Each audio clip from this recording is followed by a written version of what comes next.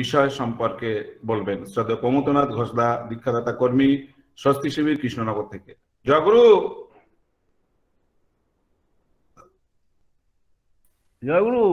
জয়গুরু, জয়গুরু, বলুন। আচ্ছা,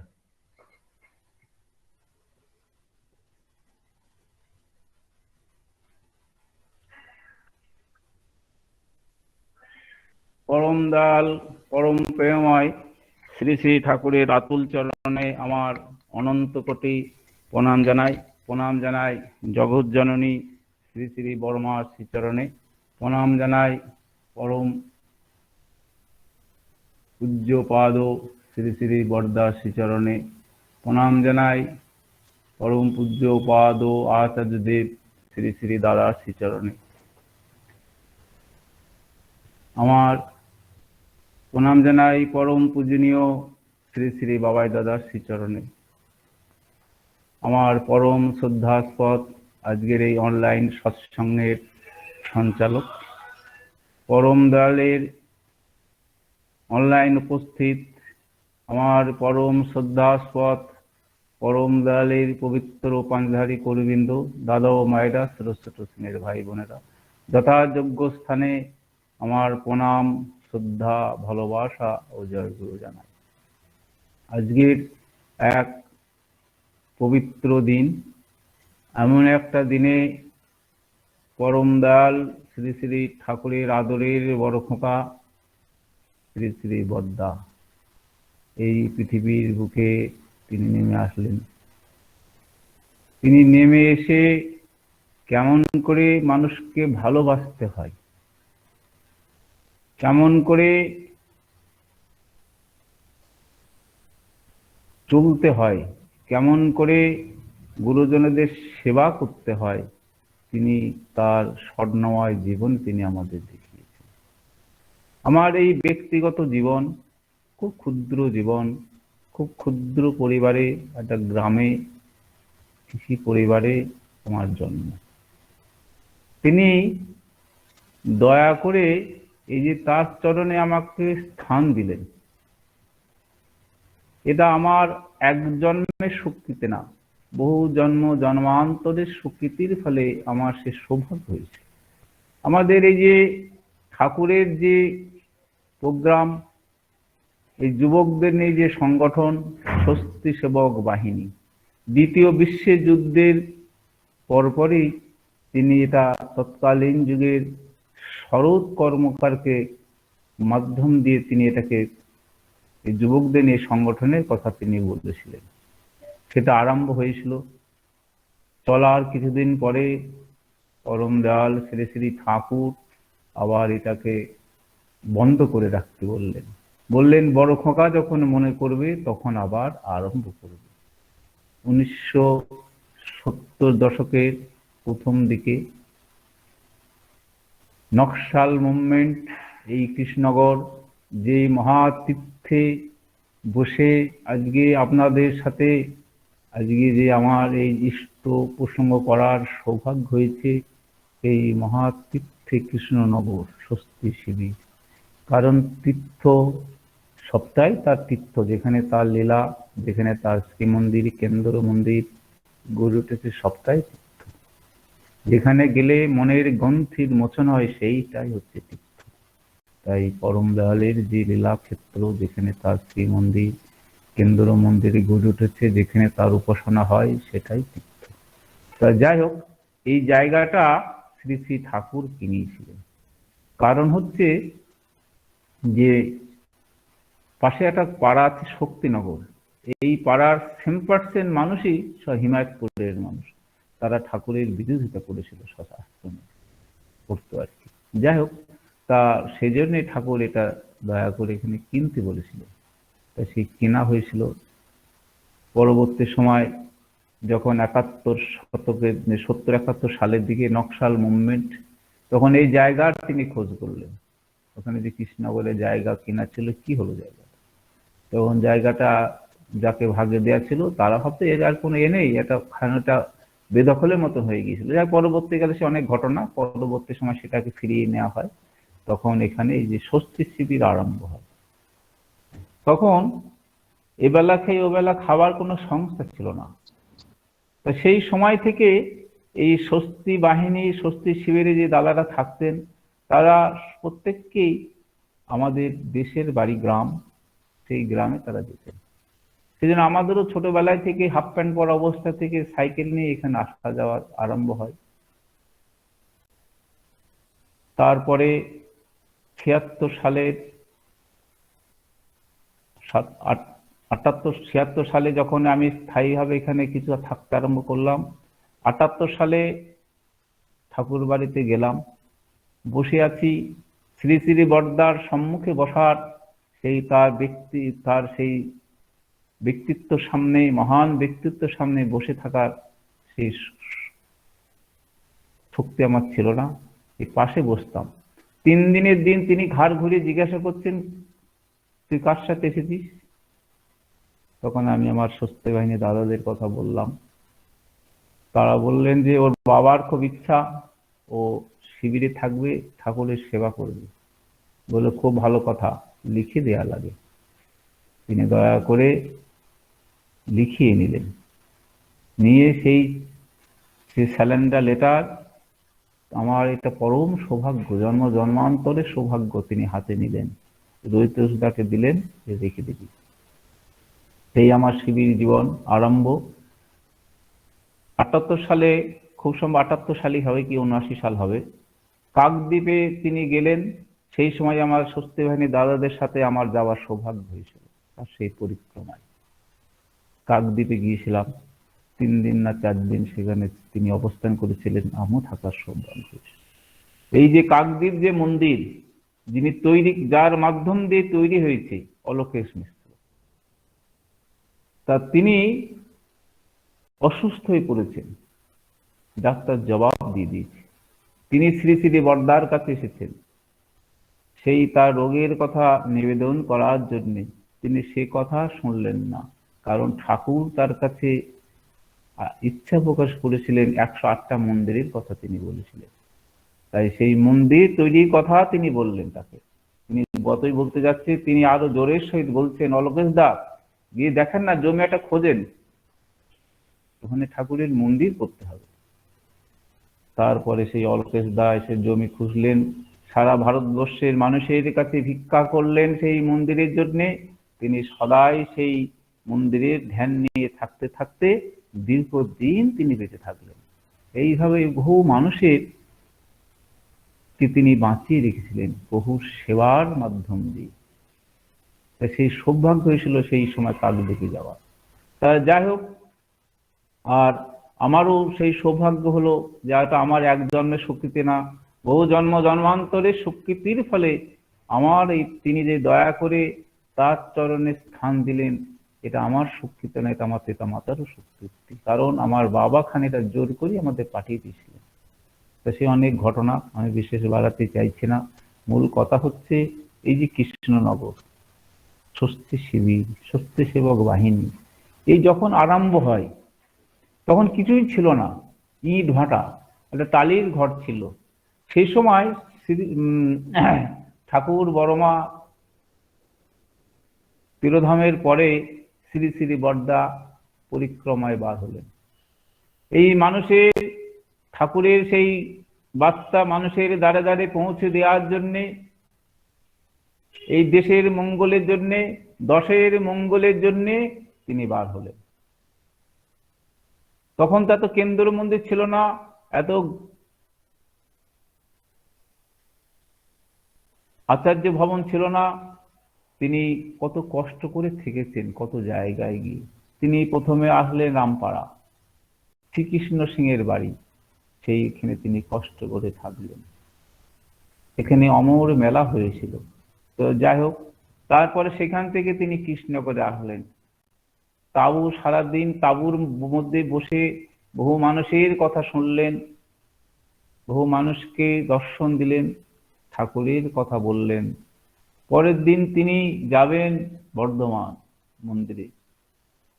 তখন এই নবদ্বীপে ব্রিজ হয়নি, বোটে করে গাড়ি পার করা হতো। আর সেই গাড়ি পার করার জন্যে সেই নবদ্বীপে ঘাটে অনেক গাড়ি লাইন পড়েছে, তার গাড়িও সেই লাইন। তাকে গাড়ি থেকে নামিয়ে নিয়ে ছোট নৌকা করে তাকে ওপারে নিয়ে যাওয়া হলো। তিনি সেখানে গিয়ে দাঁড়িয়ে আছেন। তারপরে একটা রিকশাওয়ালা সেখানে এসে দাঁড়ালেন। দাঁড়ানোর পরে সেই রিকশাওয়ালা দাদাটিকে বলছেন যে আমি আপনার রিকশায় একটু বসতে পারি। তিনি প্রত্যেকটা মানুষকে সম্মান দিয়ে কথা বলতেন। মহাপ্রভু বললেন, তেনাদপি সমিচেন তরুরেব সহিষ্ণুনা অমানের মানদেন কীর্তনিয়া সদাহরি।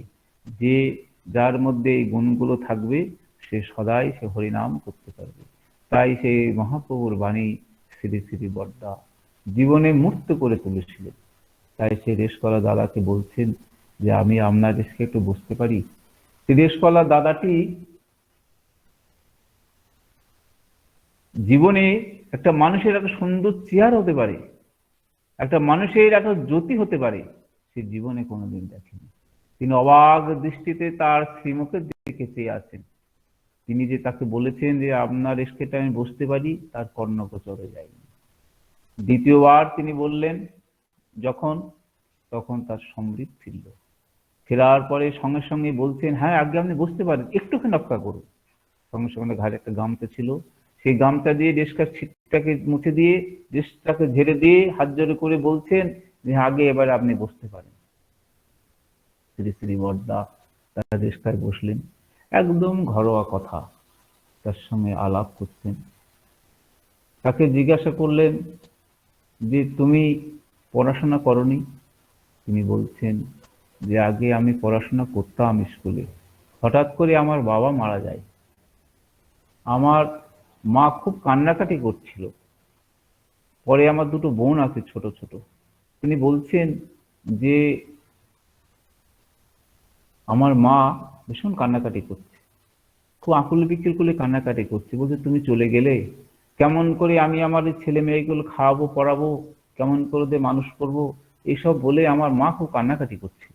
আমি তখন মাকে সান্ত্বনা দিয়ে বলেছিলাম, মা তুমি কেঁদো না, আমি পয়সা উপায় করবো, তোমাকে নিয়ে এসে দেবো, তুমি আমাদের সংসার চালাবে।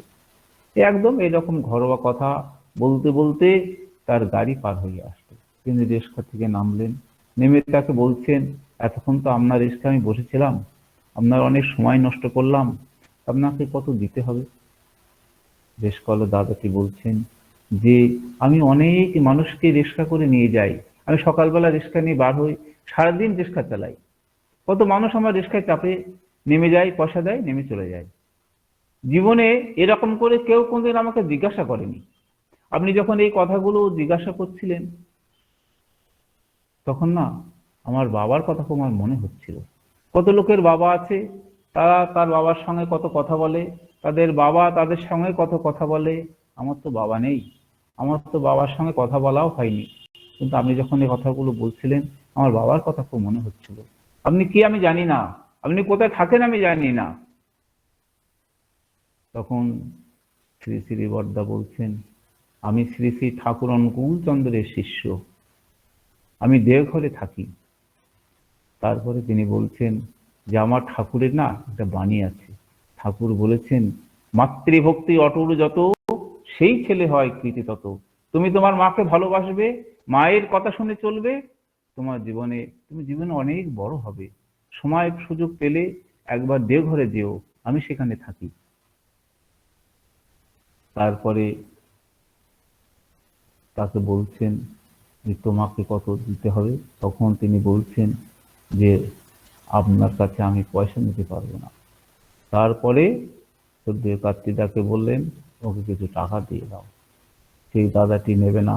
তিনি তখন বলছেন যে তুমি যে তোমার বাবার আসনে আমাকে বসালে, তোমার বাবা যদি তোমাকে কিছু দিত তাহলে তুমি তো নিতে। তারপরে সেই তাকে কিছু টাকা দিয়ে শ্রী শ্রী বরদা তার গাড়ির দিকে এগিয়ে আসছেন। তার নদু নয়ন গড়িয়ে জল পড়ছে, আর সে বিড়বিড় করে মনে মনে বলছে, জীবনে ভগবান দেখিনি, আজকে ভগবান দেখলাম। তাই শ্রী শ্রী ঠাকুরের একটা বাণী আছে। ঠাকুর বলছেন, ভগবানকে ভজতে গেলেই মানুষকে তুই ভজবি আগে, ভজন সেবা ভর দুনিয়ায় ফেল ডাঙিয়ে ভজন ডাকে। তার প্রত্যেকটা বাণী তিনি জীবনে মুক্ত করে তুলেছিলেন। তাই শ্রী শ্রী ঠাকুর তার আদরের বড় খোকাকে তিনি বলেছিলেন, বড় খোকা হচ্ছে জীবন্ত সত্যানুসরণ। তারপরে সেখান থেকে রওনা হয়ে তিনি গেলেন সমাজ বাড়িতে, মহাপ্রভু লীলাক্ষেত্র। সেই লীলাভূমিতে গিয়ে, লীলাক্ষেত্রে গিয়ে তিনি নেমে সেই উঠানে পা দিয়ে তিনি বলছেন, আবার আমি আসলাম। এই যে তার লীলাক্ষেত্র, তাই শ্রী ঠাকুর যে বলেছেন, আমিও যা বড় খোকাও তাই, টাকার এপিটও যা ওপিটও তাই, আমার বড় খোকার সঙ্গে থাকা মানেই আমার সঙ্গে থাকা। তাই তারা তো বেশি ধরা দেন না, কখনো একটু দাগ কেটে দিয়ে যান। তারপরে তিনি সেখান থেকে রওনা হয়ে বর্ধমান মন্দিরে গিয়েছিলেন। আজকে এরকম করে লক্ষ কোটি মানুষ তার পরশ পেয়ে কত জীবনে শান্তি পেয়েছে, আনন্দ পেয়েছে, আমরা ভাষা দিয়ে বোঝাতে পারবো না। তৎকালীন যুগের আনন্দবাজার পত্রিকার সম্পাদক তুষারকান্তি ঘোষ, তার বাড়ি ছিল দেওঘরে। তিনি যখন এই এত কর্মব্যস্ততার মধ্যে দিয়ে যখন ক্লান্ত হয়ে পড়তেন, তিনি দেওঘরে যেতেন। আর এই আশ্রমে তিনি ঘুরতে যেতেন। এই ঘুরতে গিয়ে শ্রী শ্রী বরদার কাছে যেতেন। শ্রী বরদা তাকে তার ঘরে নিয়ে গিয়ে বসাতেন, বসিয়ে তার সঙ্গে তিনি বহু কথা বলতেন। এই বলতে বলতে তুষারকান্তি ঘোষ বলছেন, আগে আপনার এই আশ্রমে আসলে আমার খুব আনন্দ, মানসিক শান্তি পাই, তাই আমি ছুটে ছুটে চলে আসি। আর আপনি যে আমাকে এত স্নেহ দিয়ে, এত ভালোবাসা দিয়ে, এত আদর করে কত কথা বলেন, এটা আমার অনেক জন্ম জন্মান্তরের সৌভাগ্য। এরকম কত জ্ঞানী গুণী মানুষ, সমাজের কত বিশিষ্ট মানুষ তার কাছে গিয়েছে। যেমন যেমন সমাজের বিশিষ্ট মানুষ, সেই জন্য সমাজে অত্যন্ত ক্ষুদ্র ক্ষুদ্রিত মানুষ, কাহার পাড়া, সামনে যে একটা পাড়া আছে, ওই কাহার পাড়া বলে একটা পাড়া আছে, সেইখানকার একটা ঘটনা। ঘটনাটা হচ্ছে, হয়তো আগেও আপনারা শুনেছেন, ঘটনাটা হচ্ছে যে ঠাকুরকে আমি আমার জীবনের চর্মচক্ষে একবার দেখেছি 68 সালে। তা পরে শ্রী শ্রী বরদার সান্নিধ্যে যাওয়ার জীবনের অনেক সৌভাগ্য হয়েছে। আরো চরম সৌভাগ্য যেটা, সেটা হচ্ছে এই যে তিনি স্নেহ করে তার চরণতলে স্থান দিয়েছিলেন। আজকে তার যে সেই মহাতীর্থ, তার আদরের স্বস্তি সেবক বাহিনী, তার যে মডেল শিবির তিনি করতে চেয়েছিলেন, সেই স্বস্তি সেবক যিনি বলেছিলেন যে কৃষ্ণনগরকে কেন্দ্র করে এটা হবে মডেল স্বস্তি শিবির, এই স্বস্তি শিবিরকে কেন্দ্র করে সারা বিশ্বের সমস্ত স্বস্তি শিবির পরিচালিত হবে, তার শ্রীমুখের কথা কখনো বিফলে যায় না। আজকে আমরা শুধু সেই প্রদীপটাকে জ্বালিয়ে রেখেছি। শুধু এই প্রদীপ তিনি যে জ্বালিয়ে দিয়ে গেছেন, এই প্রদীপ আর নিভবে না। তাই সেই মহাতীর্থ ভূমিতে বসে যে আপনাদের সঙ্গে যে আমি প্রভুর কথা বলার আমার সৌভাগ্য হচ্ছে, আরো সৌভাগ্য তিনি যে স্থান দিলেন, তিনি দয়া করে তার পুরুষোত্তমে পরিহিত করার সৌভাগ্য করে দিলেন। এই যে আমরা ঋত্বিকতা করি, যে দীক্ষা দেওয়ার অধিকার তিনি দিয়েছেন, এই এক জন্মের শক্তিতে না, বহু জন্ম জন্মান্তের শক্তিতে। এই পুরোহিত মানে হচ্ছে যিনি পুরের হিত করেন। আজকে সেই আমরা যে পৌরহিত্য করি, কার পৌরহিত্য করি? পুরুষোত্তমে পৌরহিত্য করি। যাত্রা পৌরহিত্য নয়, সেটা পুরুষোত্তমে পৌরহিত্য। আর এই পৌরহিত্য করার সৌভাগ্য তিনি দিয়েছিলেন। তিনি একদিন বললেন, এই শোন, কালকে সকালবেলা না খেয়ে ধুতি পাঞ্জাবি পরে আসবি। কারণ তখন প্যান্ট শার্ট পরতাম। পাশে সঞ্জীবদা ছিলেন।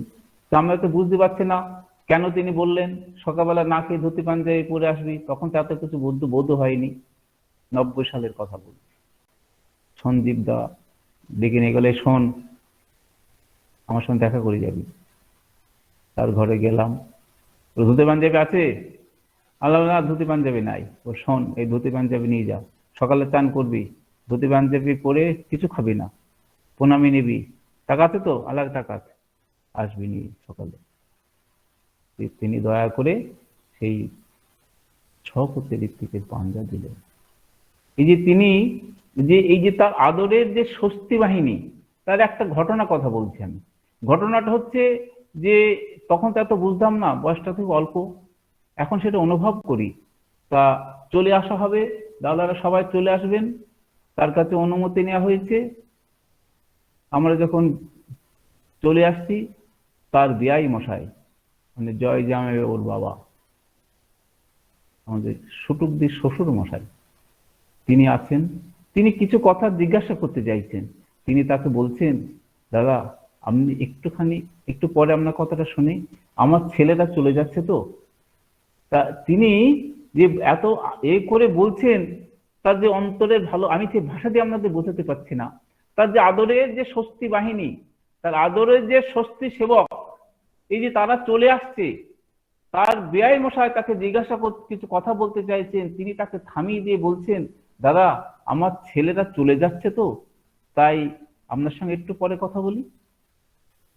যে তাহার প্রাণ ভরা ভালোবাসা, আজকে লক্ষ কোটি মানুষের ভালোবাসা এই যে আমরা পেয়ে থাকি, আজকে আপনাদের কাছে সেই ভাষা দিয়ে আমি বোঝাতে পারছি না। তাই যে কথাটা বলতে চাইছিলাম, সেই কাহার পাড়ার এক দাদার ঘটনা। তা শ্রী শ্রী বড়দা প্রার্থনার সময় আসতেন, প্রার্থনার সময় পরে আবার নাম পাঠের সময় আসতেন। নাম পাঠের পরে তিনি, এখনো সে নাম পাঠ হয়, সেই নাম পাঠের পরে সময় এসে বহু মানুষের কথা, আবেদন নিবেদন কথা তিনি শুনতেন বসে বসে। তারপরে যখন তিনি উঠে চলে যাচ্ছেন, প্রথম দিকে তিনি পায়ে হেঁটে আসতেন, তারপরে হেঁটে হেঁটে যাচ্ছেন, যেতে যেতে হঠাৎ গ্যারেজের কাছে তিনি দাঁড়িয়ে পড়লেন। তিনি সাধারণত চলার পথে দাঁড়াতেন না, তিনি নর্মালি হাঁটতেন, কিন্তু আমরা সব পিছু পিছু ছুটতাম। তা যাই হোক, তখন তার এত বোধ হয়নি, তা তখন এত বুঝেও নি। তা তিনি সাধারণত সব ভাবছে তিনি তো হঠাৎ করে এত দাঁড়িয়ে পড়েন না, কেন দাঁড়ালেন? তিনি দাঁড়িয়ে ওই কাহার পাড়ার দিকে একটু তাকালেন, তাকিয়ে তিনি চলতে চলতে গেটের কাছে গিয়ে বলছেন, আমাদের বর্তমান যিনি সম্পাদক শ্রদ্ধেয় কার্তিক দাকে বলছেন, কার্তিক এখানে একটা বৃদ্ধ মানুষ আসবে, তাকে একটা কাপড় কিছু টাকা দিয়ে দিও। তিনি দারোয়ানকে বললেন, যদি কোনো বৃদ্ধ মানুষ আসে তুমি দাঁড় করে রেখো, আমি শ্রী শ্রী বড়দার ঘর থেকে আসছি। তিনি তার ঘরে তিনি পৌঁছানোর পরে তাকে প্রণাম করে এসে দেখছেন একটা দেহাদি মানুষ, সে খুব হাহাই করছে, বলতে আজকে বড়বাবুর সঙ্গে দেখা হলো না। তখন শ্রদ্ধেয় কার্তিকদা বলছেন যে, তুমি বড়বাবুকে দেখা করতেন কেন, কি জন্যে? বললো যে আমার মেয়ের খুব শরীর খারাপ, আমি খবর পেয়েছি, তা মেয়ের বাড়িতে যাব, আমার তো কোনো কাপড় নেই ভালো, তাই বড়বাবুর কাছে একটা কাপড় চাইতাম, আর মেয়ের বাড়ি যাবো তো, বাস ভাড়াও নেই, মেয়ের অসুখ, কিছু দুটো কিছু নিয়ে যেতাম। তাই বড়বাবুর কাছে, কি তারা বড়বাবু বলে সম্বোধন করতেন, তাই বড়বাবুর কাছে কিছু পয়সা চাইতাম। তখন তিনি বলছেন, তুমি আমার সাথে এসো, বড়বাবু আমাকে বলে গিয়েছে। সেই বিহাদি মানুষটা দু নয়ন গড়িয়ে জল পড়ছে। তিনি বলছেন, ঠাকুরজি আমাদের কথা বুঝতেন, ঠাকুরজি আমাদের মনের কথা বুঝতেন, বড়বাবু আমাদের মনের কথা বোঝেন। এই হচ্ছে আচার্যদের শ্রী শ্রী বড়দা। আমি আর বাড়তে চাইছি না, সময় অনেক সংক্ষেপ, তথাপি আমি অনেকটা বেশি সময় নিয়ে ফেলেছি। এরপরে অনেক জ্ঞানী গুণী মানুষ আছে, আপনাদের কাছে খুব সুন্দর করে পরম দয়ালের কথা, তার ভালোবাসার কথা বলবেন।